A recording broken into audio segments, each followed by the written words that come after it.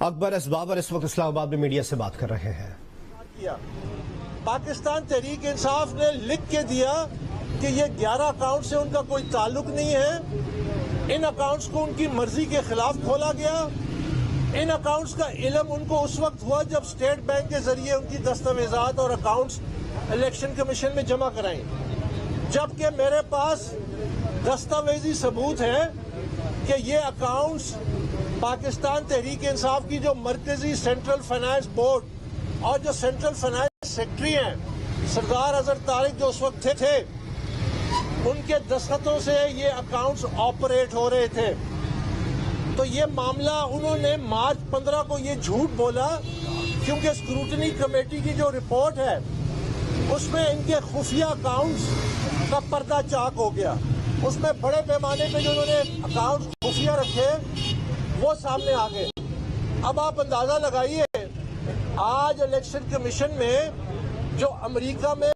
پاکستان تحریک انصاف نے 2 غیر قانونی کمپنیاں کھولی تھیں، آج انہوں نے یہ دعویٰ کیا ہے کہ وہاں سے جو پورا پیسہ پاکستان آنا تھا وہ پورا پیسہ نہیں آیا، اور انہوں نے اس سلسلے میں جو کمپنیاں ہیں امریکہ میں ان کا پیسہ انہوں نے وصول نہیں کیا، جو کہ غلط بیانی ہے۔ اور ساتھ ہی ساتھ انہوں نے یہ کہا کہ ان کے جو وہاں پہ ایجنٹ تھے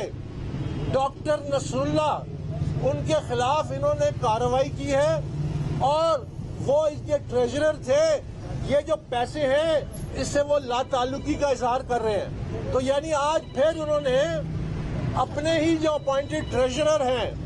اس کمپنی کے اس پہ سارا ملبہ ڈال دیا کہ اگر تو کوئی غیر قانونی فنڈنگ ہوئی ہے اس کے ذمہ دار وہ ہیں، پاکستان تحریک انصاف نہیں ہے۔ تو یہ آج ایک تازہ ترین انہوں نے یہ بات کی ہے اور جو ہے یہ دوسروں پہ ڈال رہے ہیں، جیسا کہ میں نے 11 اکاؤنٹس کا ذکر کیا کہ 11 اکاؤنٹس جو پاکستان تحریک انصاف نے ڈس اون کیے، پاکستان تحریک انصاف لکھ کے دیتا ہے کہ یہ اکاؤنٹس اسد کیسر چلاتے تھے، عمران اسماعیل چلاتے تھے، شاہ فرمان چلاتے تھے، میاں محمود رشید چلاتے تھے، سمر علی خان چلاتے تھے، نجیب ہارون چلاتے تھے، یہاں تک کہ ان کے مرحوم عمران کے مرحوم دوست حسن رشید وہ چلاتے تھے۔ اب سوال پیدا ہوتا ہے کہ اسٹیٹ بینک سے تو یہ ریکارڈ 2018 میں آیا،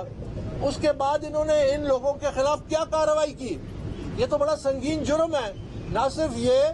کہ ایک غیر قانونی طور پہ اکاؤنٹ چلانا، بلکہ یہ کہ اس میں جو رقوم آئی ہیں اس سے بھی پی ٹی آئی دستبردار ہو گئی کہ غیر ملکی جتنا پیسہ آیا، جتنا پاکستان میں پیسہ آیا ان اکاؤنٹوں میں 11 اکاؤنٹوں میں اس سے ان کا کوئی تعلق نہیں ہے۔ آج اس کی ایک اور کڑی تھی کہ ان کا اپنا جو اپوائنٹڈ ٹریجرر ہے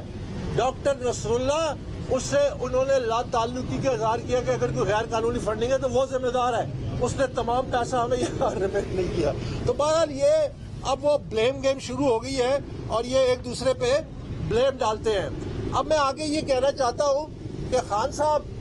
اب جیلوں میں جب کہتے ہیں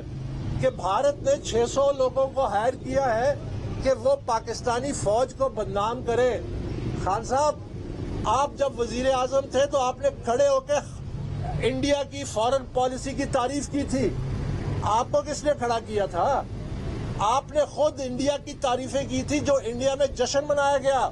اور پاکستان کی بڑی ہزیمت اٹھانا پڑی، بدنامی کرنا پڑی۔ تو یہ جو بدنامی ہو رہی ہے یہ آپ خود کر رہے ہیں۔ اکبر ایس بابر اسلام آباد میں میڈیا سے گفتگو کر رہے ہیں۔